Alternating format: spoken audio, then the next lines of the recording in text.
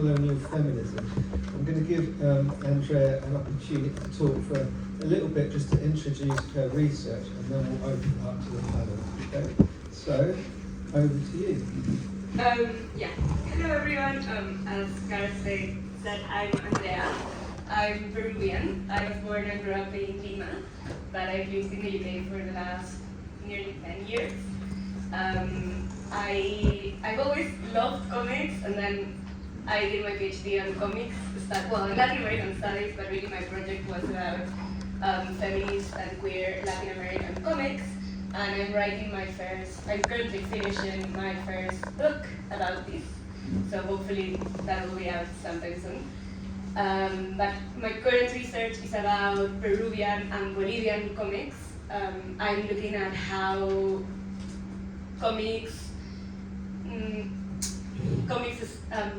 represent and perform national imaginaries, and in that way also relate to like indigenous forms of representation, especially in imaginaries of like commemoration in Peru and Bolivia. And I've also recently co-edited a book called Comics and the Global South with like 2 other colleagues that basically looks at comics studies but from the perspective of the Global South, which is something that is very understudied in comics scholarship, which is still not, I wouldn't say Western, but yes, in a way, mostly like Anglophone and Francophone. So that's what this is the book I recently co-edited, is doing. And I want to introduce the panelists today. This is the panel called International Publishers. We have Ole Forslov here. He's a co-founder and former editor of PO2, formerly known as PO. PO2 is a Sweden and US-based small press publisher with the goal of releasing works that excite them, to support human artists, and not forget to have fun. Then we have Page Masters, who's about, and your name? Jordan. Sorry, I've asked you 3 times. I was like a bit nervous. So Page Masters is a publisher and print shop offering affordable and high-quality risograph printing from their workshop in Lewisham in London. And they also run the Page Masters Zine Fair, which has become a recurring highlight on the indie publishing calendar. Then we have Cram Books, which is Andrew, a small publisher press from the States, from New York, dedicated to making funny, sad, and honest comics. And finally we have Emma from Self-Made Hero, whose mission is simple: to publish groundbreaking and beautiful work by authors and artists from across the globe, from the quirky and humorous to the political and profound.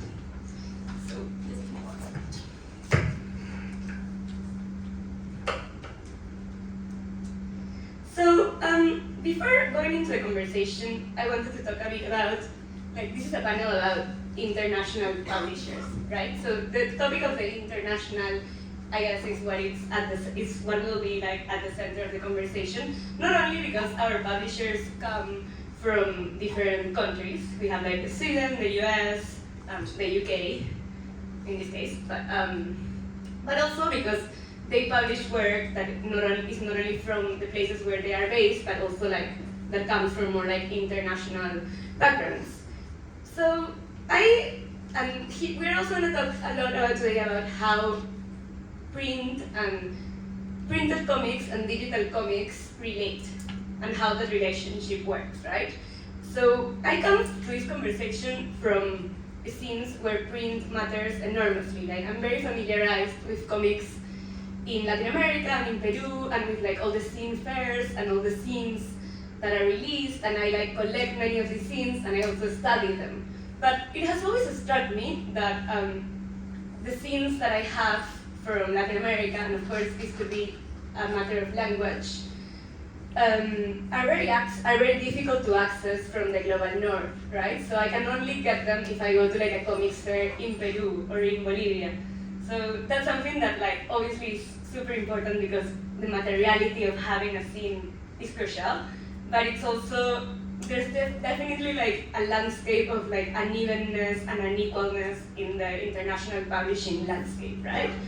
So just like to begin, perhaps with like with that theme on mind, yeah, just to think like how circulation is constantly determined by like geography, language, and like several infrastructures. And for example, in the book I co-edited, there's a chapter on how piracy is really important in Latin America, especially not only for like comics scholarship, but also for accessing, for getting like a comics education. And I would say like, for me, maybe not with comics that much, but with like film, I got like my film education by downloading illegal films in Peru, right? And with comics it happens like something quite similar.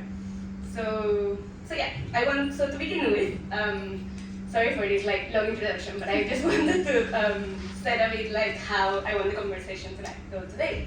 But of course we also go with the flow. Yeah, I want you to talk a bit about your projects and maybe like mention one recent project that you've worked on and what are the possibilities that this project opened, but also like what limits did it bring to you? You want to start? Sure. Hi, I'm Andrew Alexander. I run Cram Books, and we're a Risograph publisher based in New York, and like I run an anthology called Cram. And I mean, coming to shows like this is part of like it's a distribution thing, right? To bring books here, to meet people, to engage with new artists. It's all, you know, connecting threads. It's a small scene, right? And everyone is like-minded, and so it's wonderful to come to things like this. But yeah, I'm a small, like I feel even like out of place on this panel. I feel like I still fold my comics by hand. Yeah, and I mean, I know you as another Risograph publisher. But yeah, I think the limitations that I have are mostly in a production bottleneck, and because runs are so small, distribution becomes a little bit easier because it's just getting 30 books to one place, crossing a border, finding like one person to help me get books to a specific place. So a lot of word of mouth networks. Yeah. Hi, I'm Ola from Cal2. And we started out folding our books as well. Yeah. You graduated though. Yeah, once the print run grows larger, it's not sustainable for our hands or time. Well,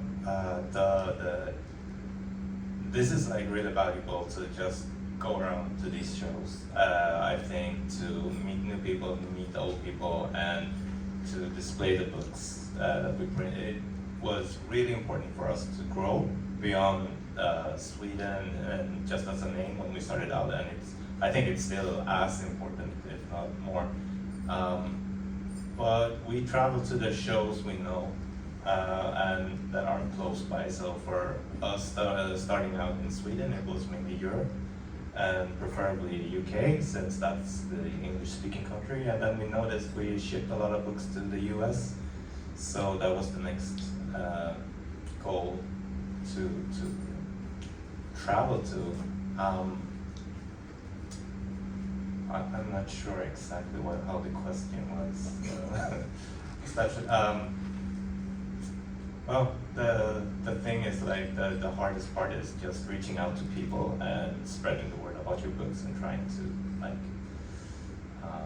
just make people aware that your books exist, I guess. Yeah. So I'm Jordan from Page Masters. So was the question about like kind of piracy, open source, or just talk about okay. your project So to begin with. we work with people and produce 10 zines with someone who's not even a student, it's just their first time. But then we'll work with bigger names, or not so much brands these days, but like people that have got skin in the game, with like print runs from like up to about 500 to 1,000. But so we do a lot of hand folding, but we also can send the bigger jobs out and stuff. But we've got quite a insanely broad spectrum of people within our network. Try not to use the word community. That's for a whole realm of things. Just because PageMasters is a print business, but we find ourselves operating as kind of like a small school, or we run residencies, and we're just passionate about what we do, so we help. If someone's got a good project and there's a lot of road in it, we will help them. But at the same time, when people approach us and say, publish me, it kind of doesn't work like that. We just work very naturally. Oh, and sorry. Some of the zines that we do publish, they actually have like a QR code in, so you can download, or you can access stuff for free if you haven't got 10, 15 quid to drop on a sassy zine. Hi, I'm Emma from Self-Made Hero. So I began Self-Made Hero in 2007, so next year's going to be our 20th anniversary, something very old. When we began with the Manga Shakespeare series, and I commissioned a number of British or UK-based manga artists to create 14 titles in our Manga Shakespeare series. And as we grew, we started doing books in translation, and the first book we ever bought in was from a German publisher called Carlsen, and it was a book on Johnny Cash by Reinhard Kleist, and that was like, oh my goodness, 2009, something like that. And then so we expanded, and so we do a lot of books in translation, and that means I work with a lot of international creators, and to get their work out there, we go to a number of festivals, both in the UK, in the US, TCAF as well, and usually SPX in Washington in September. So that's kind of how and they're really important to us, those festivals. And I really, I remember, when COVID hit, we didn't have that out there, and we didn't have those festivals to go to. And going back to the first festival, and I remember it very well, it was LICAF. And wow, it was such a joy just to sort of, just to be at the festival again and be with creators, and show our books again. It was really exciting. Yes. Yeah, that's really cool, thanks. So yeah, especially like festivals are places where the scenes circulate materially, right? So my next question is about why do you think print matters today? And actually, especially after you mentioned after the pandemic, it became more difficult to circulate print scenes, perhaps. And it was like we saw more people like going digital, and the world has changed massively since then, right? So yeah, why do print now? I think like the obvious answer is print lasts, right? Like I always call it a half-life. Like print has a very, very long half-life, as opposed to like digital content where things kind of fall down the feed or whatever, so something just gets lost in the endless information. But also the thing I really love about print is it kind of has a life of its own. Like you make a book and you distribute the book, but then you find that the books will go places you didn't put. Like you didn't put the books there, and then they just travel, and that's always wonderful. People sharing books and that experience, that human experience, that really personal experience you have when you get to like give someone something that you've read, and that excitement is wonderful, right? There's a human connection in it, so yeah. I mean, and also I'm a print maker, so yeah, we're printing. Yeah, you need to be able to buy gifts. Yeah. It should be nice looking gifts, right? Yeah. I think it's a double. I love like digital media as well. I think it's really convenient with like digital products, and I think it's a matter like for these kind of shows. It's really important to have print-based, and you get the feel for the creators, I think, in how they produce their scenes and whatever. You could do a lot with just ink and paper, right? And also, if you're going to be actually shipping products around the world, I think it's even more important to make try to make beautiful and like objects that feel worth the effort to actually send something across the globe. Partly it's really expensive for someone to buy something from the other side of the world. And so if it's like a cheaply made book, you kind of like, okay, I paid more for the shipping and now it's here, and it's like, oh, kind of wasted. It feels like. But if you get something that's like really nicely done and a lot of care put into it, and you can feel the passion behind it, I think it's like has some self-worth of existing, and you can actually explain like why it was worth shipping this thing, and it lasts, and like they can trade hands, and you can give your favorite books to someone. You move and you find like old books on your shelf, and I told Elliot before, but my goal is to have books that you kind of forgot, and then you move, you find this book, and it's like, oh, I need to take this to my next place. Yeah. I didn't even know I had it, but I can't like throw it away, right? Can I follow up? Yeah. Yeah, that's cool. And I was like doing some research on the panelists, and I read on your PO2's blog that you're also like incurring into like digital publishing, right? Yes. So how do you balance like print and like this kind of like digital publishing? Do you also sell the digital products? We used to sell PDFs version of out-of-print books, but our philosophy is we put a lot of care into our books. That's like what we love to do, and I think people take notice of that when they hold a PL book. So we kind of want to put the same effort into a digital product, which is harder. So Patrick, who is the other half of Piao, has made like a book game where you can currently only read like his books, but you can like, it's a whole different reading experience. You're in an environment, you're like flipping the pages, you can shoot the pages if you want to. You can put on X-ray mode, so you can see like you can read the page and then you see the sketches on the same page. It's like really cool. It's like an experience you couldn't have with a physical book. And that is something like I think is really cool, that you can make like a cool reading experience that is digital, that is still put a lot of care into. And we have plans for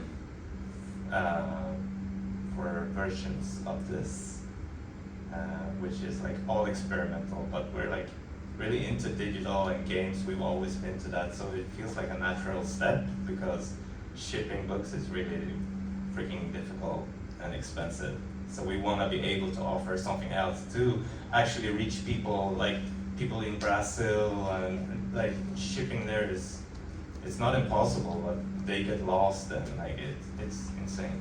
So yeah. Yeah, I want to ask about shipping, but first, do you guys want to talk about maybe I should keep one? Oh yeah. Sorry. So yeah, obviously because everyone's so deeply addicted to social media, that really is like this. I don't know, I've been doing this for 15 years, and it's like two separate things. There's always been a really amazing publishing community, and there's been book fairs internationally, and now we're seeing lots more independent DIY ones, like thousands, popping up in different countries everywhere. But yeah, I really think it's the way we deal with social media is driving us even faster towards physical media. And I had a young person come to the studio and call basically what we do physical media, and it just made me feel like a dinosaur. Yeah, I'm still kind of amazed by that, but it is what it is, it's physical media.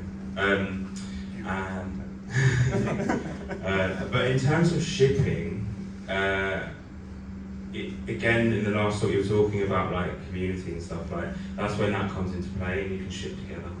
You know, you can group things. We send stuff. We Group FOSS send stuff to Printing Matter once every couple of months, and that's actually quite expensive, so it's good to club together. you've got like the key book fairs around the world as well. Like we do a lot of shipping to like random people's houses and stuff. And we also receive books from people abroad to the studio. And it does build up this really beautiful DIY network that is completely global. And that's really fabulous because it's a complete contradiction in that this DIY culture is like taking long haul flights and working in different venues in different cities around the world. There's thousands of people coming through each venue's door, and there's really something big happening, but I don't. Yeah, seeing the news in America as well about the people getting banged up for 70 years for having like a zine on ice and how to learn good consent. Like it's a bit scary, but also good luck to them because there is a really strong network of people that are friends with each other, or they don't even know each other yet, but they'll stand behind each other, which is quite cool. So I think we focus more on printed books, while you can get most of our books as PDFs online through Amazon Kindle and through Apple. But what I love is working with old school artists who do everything on paper. And I love that for a number of reasons. It's just if I think back to some of the artists that I've worked with, such as Oscar Zarate. So Oscar Zarate did a book on Thomas Girton, painter. It took him 7 years to do that book, and he painted all of it's in watercolour, all of it in A3. And the advantage of doing is you can have an exhibition of that work, which is exactly what he did. And so when we launched the book, he had an exhibition in a gallery in Camden, and he had, I can't remember how many pages he had there, but the book was almost 400 pages.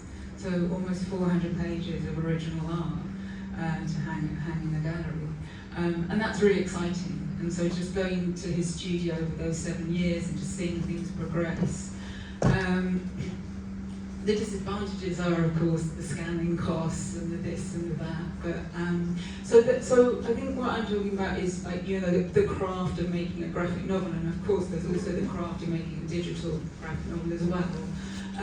But there's something about the physical that I personally really enjoy, and having worked with a lot of different creators over the years, everybody's process is so different. And that's why I find fascinating, and everybody's approach to storytelling and from the beginning is so different. So some artists, some creators will do the whole script first of all, and I would always advise that. But then some creators will not. Someone like Andrzej Klimowski, who I've worked with on a number of books, he says, no, I don't want to do that because I want a creative process to happen here, and I don't want to get bored. If I know what's going to happen in my book, I'm just going to get bored. So it's really interesting, so the different approaches, and I love that. So yeah, wrap. That's cool. Thanks. And a bit on that, how do you find the people that you are publishing? Do these people approach you? Do you approach them? Do you work more like as a collaboration? I know some of you have also like edit anthologies, and you yourselves are artists as well, and you participate in those anthologies. I know like Graham has like a magazine, right? Mm-hmm. Or an anthology. So like how do you choose who to publish?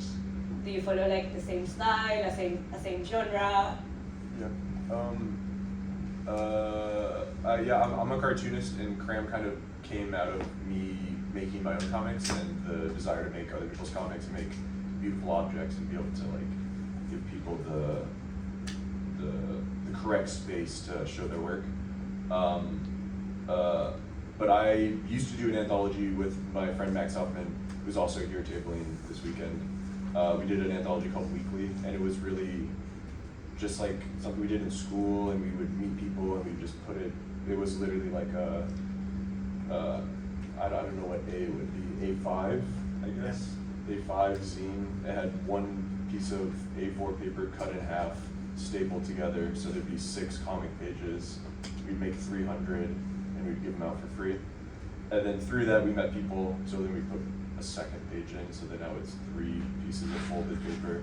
But anyway, like, you go to shows, you meet people, the network grows, but the Cram anthology was built out of the want to not make a Clubhouse anthology where it's the same artists every issue. And so with the Cram anthology, each issue is a new group of artists and it never repeats. So I was in the first one and I'm never gonna be in another Cram. And so it's a nice way to engage with artists that I really like. I get to reach out to people I don't know, and I get to meet people, like I cold email people all the time. And I get to work with like artists all over the world, like Michael D. Kennedy, who's based here, is in this latest issue of Cram, but then also like Anand, who's this Indian cartoonist who's amazing. Yeah, and so it's this wonderful, I don't know, network. Like everything is networking community and like meeting people, because selling comic books is not that lucrative, and so there has to be something that's worth it, and it's that connection. Yeah, we started out as artists to simply put publishing our own works, but making comics takes a long time. So if you want to be a publisher, you need to find other people. We started out when Tumblr was a big thing, and that was where we like reached out to other artists that we looked up to.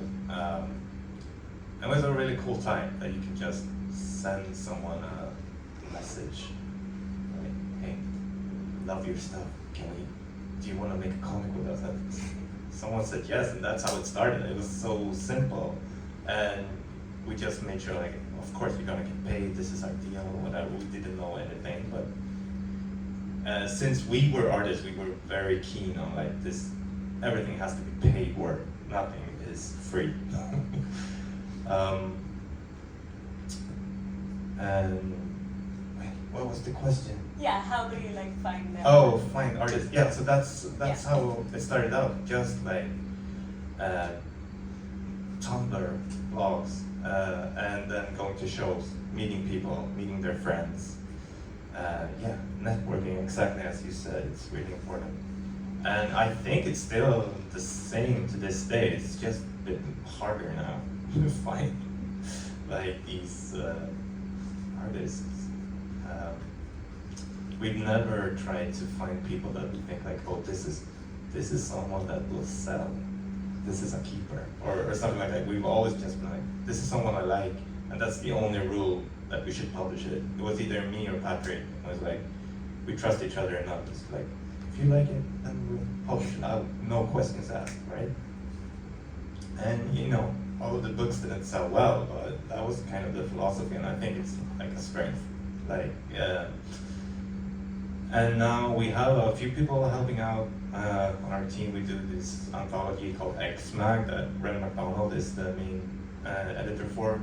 He's doing a great job finding like established talent and new talents and names I've never heard of. I think it's really cool. It's a difficult job, I think, to find new. We aren't that like rigid as you, like one artist. Yeah. I think we have some reoccurring artists already, but yeah, that's how we find them. We usually never publish people that send in stuff. We do get some like submissions, but it's usually not the way we discover or publish artists. So we have our zine fair every year, and we have quite an extensive communal table.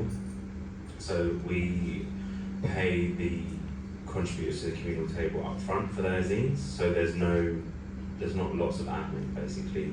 We buy like 3 to 5 copies, and then we have about £700 to £1,000 budget from the table fees that we use to buy the zines. Everyone gets paid up front.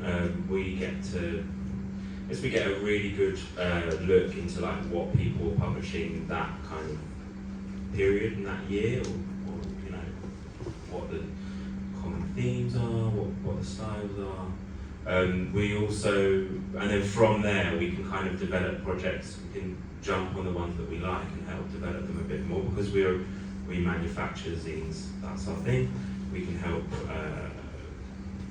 not elevate, but like craft them into what, you know, maybe an easier format, so it's more affordable, so we can charge less for it, you know, like, or the opposite, or jazzing it up to like high heavens and losing loads of money.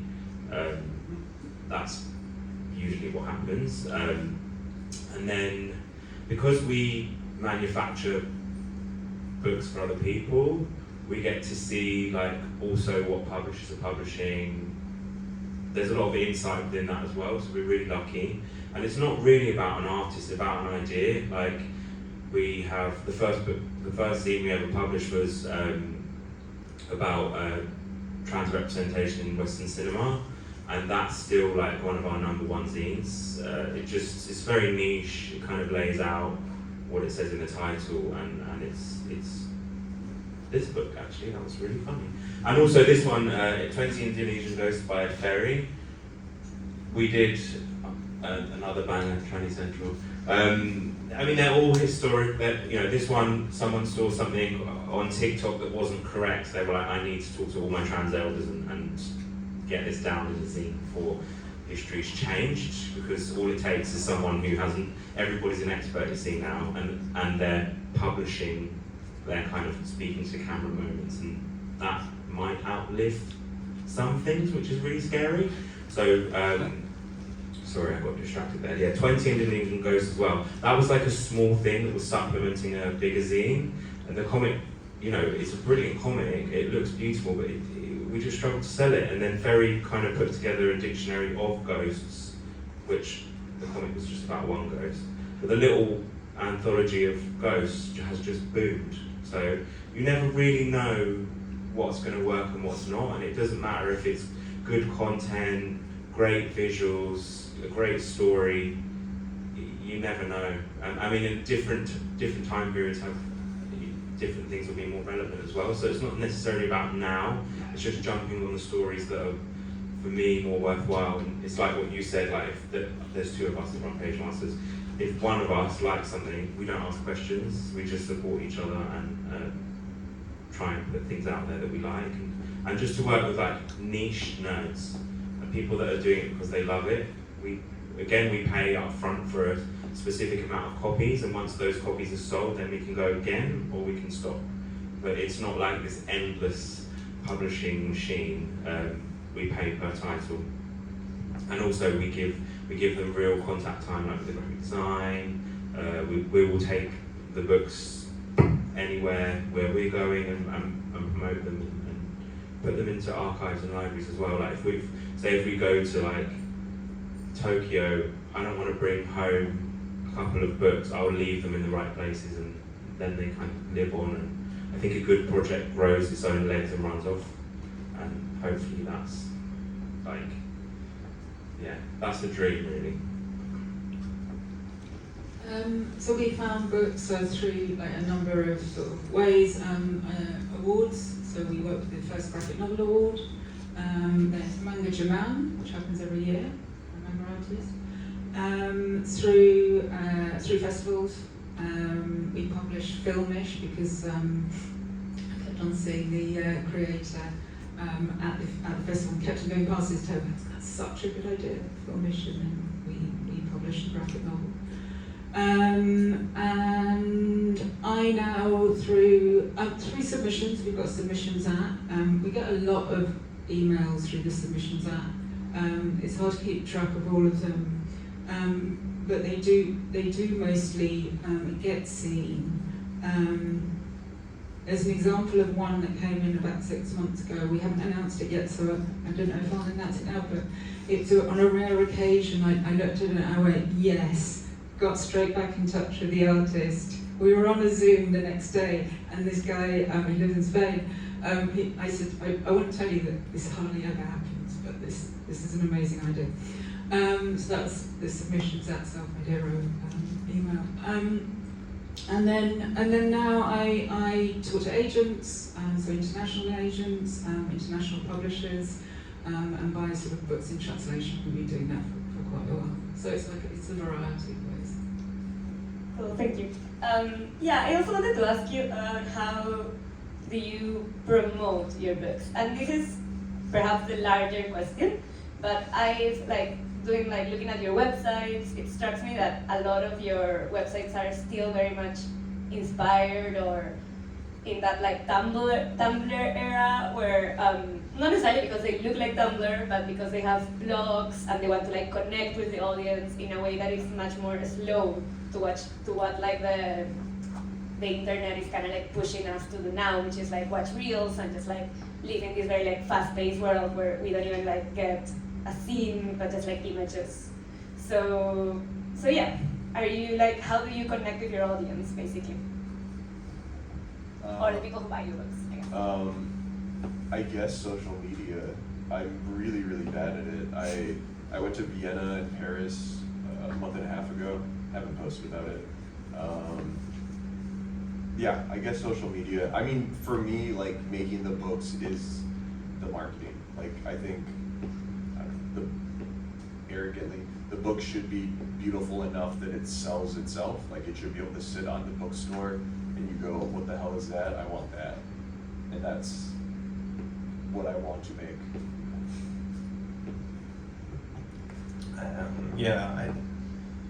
I think it's more difficult now, even though social media is more present than ever. I think it was easier in the Tumblr area because there was less algorithmics and you could get lucky, like someone big could reblog your work. And it's still such a small scale that it would spread and you felt like, oh, a huge boost for you. Nowadays, it is social media. I think for us it's mostly Instagram. And even though like the follower count goes upwards, I don't think it's so... It's insular? Yeah, insular. And you don't know who you're reaching. Yeah, exactly. And you can't trust like, okay, should we try like paid the ads? And you feel like if you're seeing an ad on Instagram, just like this is shit, this is fake. Yeah. So you don't really want to make an ad. And Facebook, we all just really want to get off it, but we can't. So we're stuck with it. But I think like getting out to a lot of bookstores. Once you get to a certain point, you can like start like emailing a bit more regularly to your crowd and keep the work going. Like keep production going. Like put stuff out. Do your best. I think that's the only way. Like I don't know any other method really. Oh.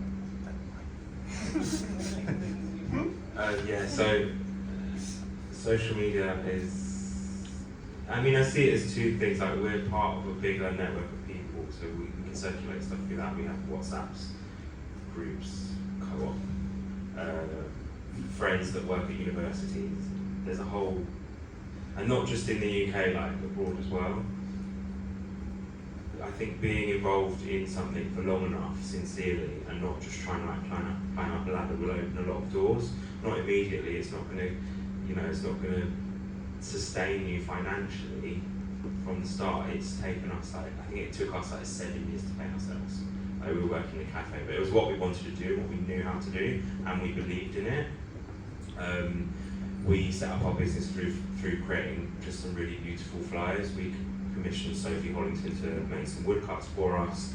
We just made sure they looked extremely tactile and hand done, and just put them in some really clever places. And that's it, like 2 or 3 spots. We were working in a cafe, we just had them at the end. It was in Brockley. Our first job was for the Tate Modern because someone came in, got a flat white, and then went to work to the Tate Modern. So it was like, we're really lucky in that way to be in London. Wouldn't have worked anywhere else. We can't leave. Or maybe now actually things have changed so much. But yeah, I really don't rely on social media. When you see us putting things out, we're hating it, and it's a miracle that stuff gets onto social media. It's horrible. It's probably the most boring aspect of Page Masters, apart from the fact that we get to showcase people's work. And over the last few years, we drifted away from just posting the print jobs because there was so much else going on. But I think we're going to go back to the social media just being about the clients and showcasing what the press can produce, and just keep it like not clinical but like facts and nothing. We're not trying to like bullshit anyone. It's just like, here's what we're working on. We have paid for ads, and it just feels gross. Like when I see someone pay for an ad, I'm just like, not for me. But then, you know, it's a business. So we do an ad when we do the zine fair, and it was like we paid £60, I think, and we got 300,000 like, not likes, but like whatever it is, impressions or something, engagement, yeah. And actually it caused us more of a headache, because everyone wants to apply to a fucking open call, even if it's not the right thing for them. And then we have to go through all this shite that's like, you're not, you know, this isn't the right thing. And I know people are just trying to get their work out there and stuff, but I'm quite neurodivergent, so when I read something, I want to try and help someone, and I think I've spent so much time helping the wrong type of person that I'm really reeling it in now, and I'm starting to be a lot more closed off, and really the people that I want to work with, the people that I can see in front of me. And also, like, you know, it's a very kind of white community. You go to a zine fair and there's, so 15 years ago it was all like straight illustration bros everywhere. So it's really come on leaps and bounds, and this is a pillar of the community. You know, things are happening, but I still feel like there's like a really long way to go, and there's not, you know, it's not like about things being queer and stuff, because there's still lots of bullshit within that. But where am I going? Social media advertising. So yeah, I mean, everything's a farce really. So like, it's really important to just have fun with things, and not take yourself too seriously. Like, there will be times for battles and having it out, but I don't think that's like in every moment. You know, just enjoy the ride. Like, this is it. There's no end goal. And yeah, fuck social media. So I won't talk about social media. Instead, I'll talk about what can you do with graphic novels that perhaps you can't do with other books. One thing is obviously the visual aspect. And for anyone who has anyone been to Angoulême? Yeah. Okay, so they have a tradition, and generally in France, they have a tradition where the artist may get up on stage and they'll have an orchestra or a band playing, and the artist will do live drawing. So stuff like that, and it's so well known in France, less well known here. So events like that to promote your graphic novel, I think are great. We did one last year with our Bowie graphic novel, and Reinhard Fleiss came over. And we had a cabaret artist sing Bowie songs, and Reinhard had to, in time, from the beginning of the song to the end of the song, do one of his amazing drawings. And that was just such fun. So events, exhibitions, I mentioned an exhibition before. We've got another exhibition coming up in September for one of our other books, but I think there's a panel later, so all about exhibitions. What else? Libraries, workshops. Go out there, show your craft, and get people excited about the craft of making a graphic novel, and do that in libraries to get more awareness around the whole idea of graphic novels, and changing that perception. Bobby Joseph, who's Comics Laureate, he does a lot of that. He does a lot of talks in libraries, getting on reading lists, like Bobby's reading list, that increases visibility. Festivals, so not just comics festivals, but literary festivals. Again, offering your skills as a either talking about your graphic novel, or again how to make graphic novels.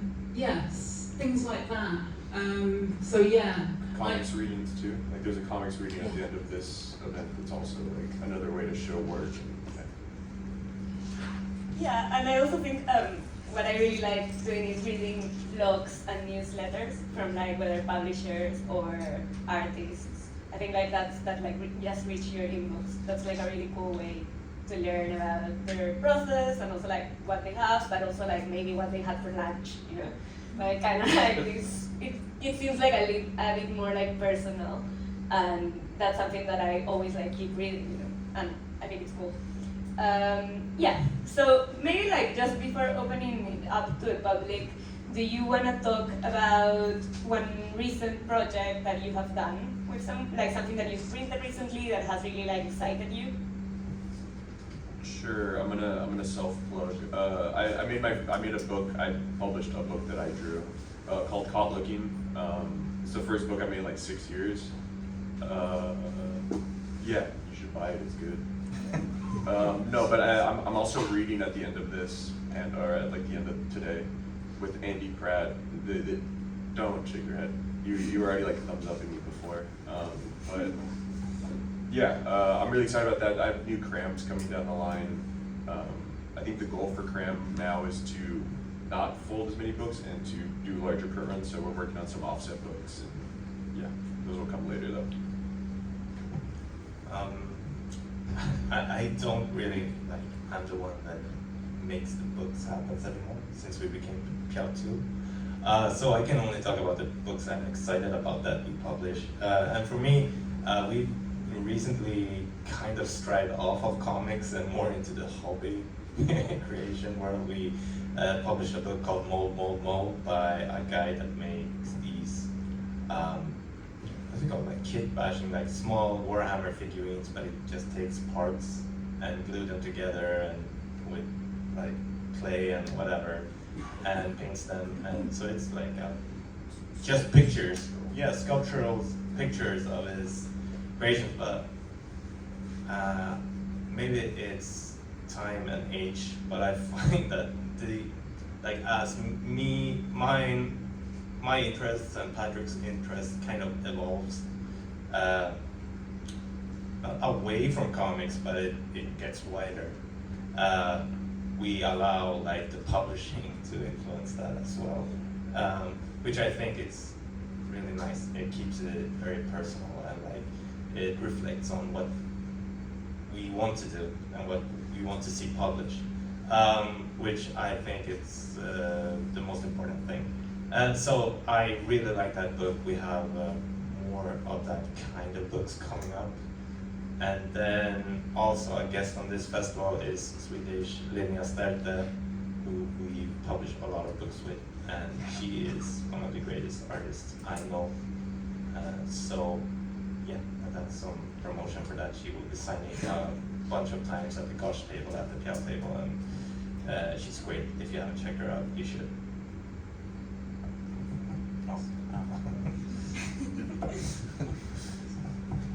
So last year we did a book with Gaze the Word Bookshop, which was with Senate House Library with Layla Kassir and Sarah Pike, who are archivists and librarians there. And we went through all the books that were seized during the 1984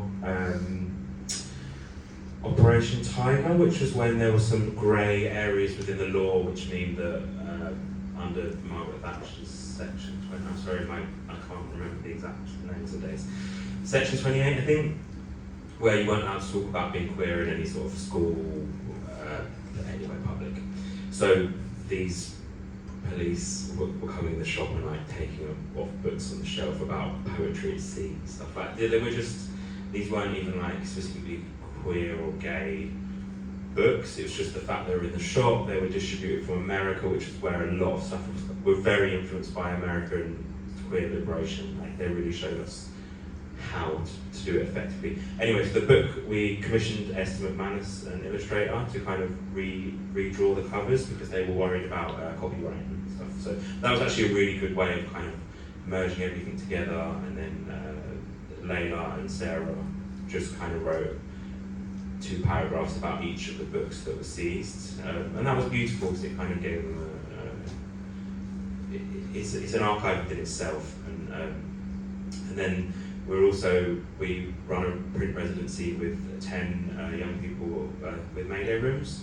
So we invite them into the archive. This specifically has been about the eco-anarchist movements, but to go through those boxes to pick out things that excite them, and then I help them develop those projects and ideas into print media and hopefully into new vehicles for propaganda and distribution.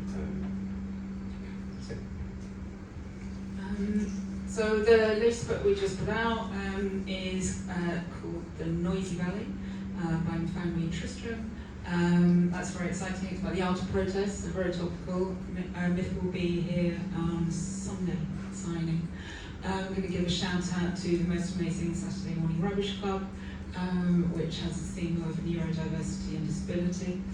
And Fran, the creator, will also be here on Saturday signing at our table. And last but not least, I'm definitely giving a shout out to Gareth Brooks's The Complete Angler, who his book was nominated for an Eisner's in the Best Adaptation category.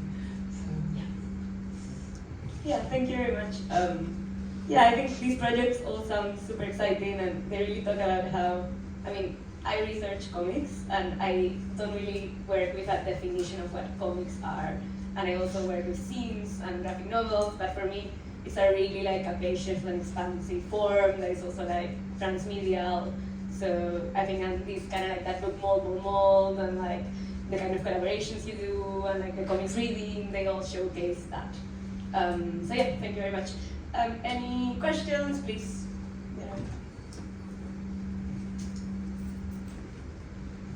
I was looking at the panel being talk about the opportunities and pitfalls of international publishing, and since there are no failures, we all learn from failures to become more successful. Could you tell us some of the pitfalls that you have fallen into along the way and how you managed to get out of them? Money, production. The last talk, someone was talking about like print costs being sky high, fucking up the pagination, things being, sections having a file, page missing, things like that, and then being banned, having to unbind them. It's also just giving away all your energy. Knowing where's the right place to put your energy is like a skill that comes with time. I had this, when I first started Cram, I was trying to figure out if it was going to be a comics publisher or an art book publisher. I spent a lot of the early years of Cram making art books that was just like a kind of a waste of time because I wanted to do art book fairs and I ended up not getting in because I made comics. So that was like something that I found myself regretting. I have big piles of paper that I just have to throw away. I haven't been able to do it yet, but I'll do it soon. And one of the most horrible feelings is coming to a comic book festival in another country and your books aren't there, that you shipped in advance. It's a classic. Yeah, everything that has to do with shipping is a hassle. And printing as well. Like when something is wrong in an offset production, you're like, well, it's in print now. Yeah. Do you have anything?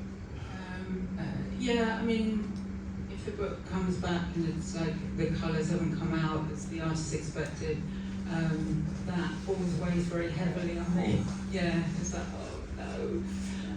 There was one time where actually it was the printer's fault.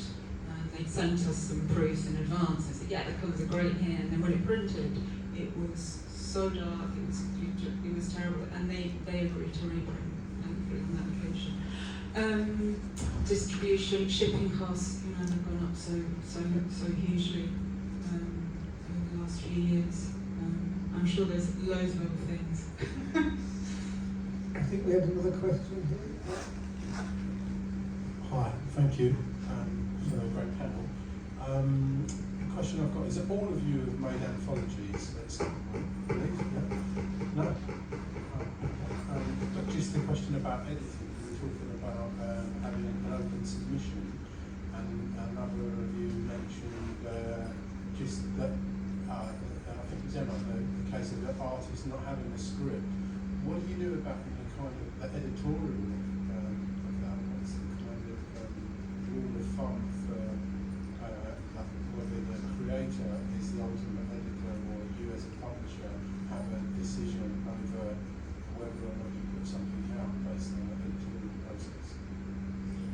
Oh, I mean, it's always collaborative. So, you know, if we make a suggestion to a creator, or we might want to put, which I'm doing at the moment, I think a long dash should be there, not a short dash. It's literally an email I just sent. But when it's something that maybe more important than the dashes, it's always the artist's decision at the end of the day. So I think we act in terms of our editing approach. It's more, look, suggesting that you might want to do it this way. It's up to you. We tend to just let, like, I think it's come from a more art-based background, is that I just let the thing that's been made shine and not try and polish it up too much. Apart from throwing a bit of money at the cover, that's it. I kind of like to leave things warts and all, and just, you know, if we publish second edition and we say, oh, that actually bothered us, then we can change it. Or if it's like something legal that's going to affect my business, then I'm like, let's just do something about that. But yeah, I don't like to touch too much. When we started out, we didn't touch the things. We were just so happy that someone would work with us. Once, like a couple of books in, we felt like, okay, we could probably improve them a bit by like discussing some things with artists. But it's always like depending on who you're collaborating with. For us, it was always like the question, and we initialized the project often like there was no book, existing before we asked them. So I think when we got everything back, we wanted to package it really nicely. So we have a lot to say in the production and the covers. That's where we do the most editing, I think, nowadays. And then it's depending on who we're working with, like how much help we feel they need, or if they're like really self-motivating and just have everyone total control. Yeah, but that's the process, I think. Yeah, I'm the same. Like the cover is really most of where the editing goes. A lot of times when I ask an artist, it's like a trust in the work, and I kind of just like let it be whatever it needs to be. Sometimes I have to say no to things as they start to gestate and become the final product, just because it goes in a way I didn't expect. But yeah, I think of publishing as kind of like from a problem solving, and so really I get the work, and then there's like problems to solve print wise or production wise, and I approach it on a need to need basis. So yeah. I think that's all we've got time for with regard to questions, but if you've got any more questions, then go and see these guys tomorrow or Sunday at the Art Festival. It's going to be great. Well reminded that there is a reading at the end of the day, so stick around after. I'll be reading. It'll be great. Yeah, it will be It will be great. great. And not just, yeah, A.T. Pratt, Andrew Alexander, and Max Huffman. What could be better? Now, it's lunchtime. Everybody, please come back at 1:30 for UK Small Press History and Heritage panel. There's biscuits, but we couldn't stretch to sandwiches, unfortunately. So, there's plenty of lovely places to eat in Paris.